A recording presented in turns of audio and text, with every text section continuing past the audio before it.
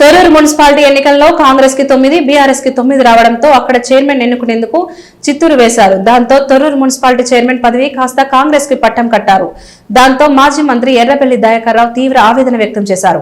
కాంగ్రెస్ ప్రభుత్వం కక్షపూరితంగా వ్యవహరిస్తోందని, ఇలాంటి రాజకీయాలు ఎక్కడా చూడలేదని, ఓవైపు ప్రజలందరూ కేసీఆర్ అభిమానంతో ఓట్లు వేసి గెలిపించాలని అనుకున్నారని, కానీ ఇక్కడ రాజకీయాలు చేసి పట్టం కాంగ్రెస్ పార్టీకి కట్టబెట్టారని ఆయన కన్నీటి పర్యంతమయ్యారు.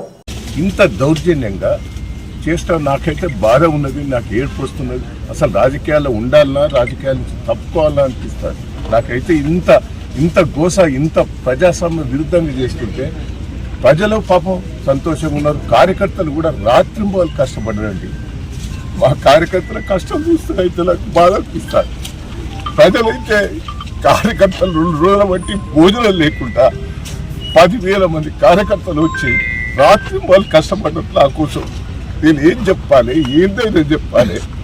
ఎట్లా ఇంత విరుద్ధంగా చేస్తా అంటే రాజకీయాలలో నేను ఉండాలా పోవాలా నాకైతే బాధ ఉంది. దయచేసి ఏంది దౌర్జన్యం? పోలీసు వాళ్ళు కూడా దయచేసి ఇట్లా చేయటం కూడా మంచిది కాదు.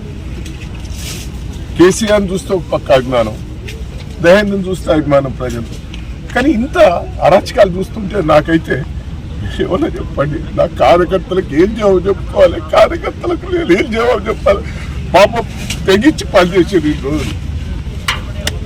జై తెలంగాణ, జై తెలంగాణ, జై తెలంగాణ. వర్ధిల్లాలి కేసీఆర్ గారి నాయకత్వం, వర్ధిల్లాలి కేసీఆర్ గారి నాయకత్వం. కాంగ్రెస్ కాంగ్రెస్ కాంగ్రెస్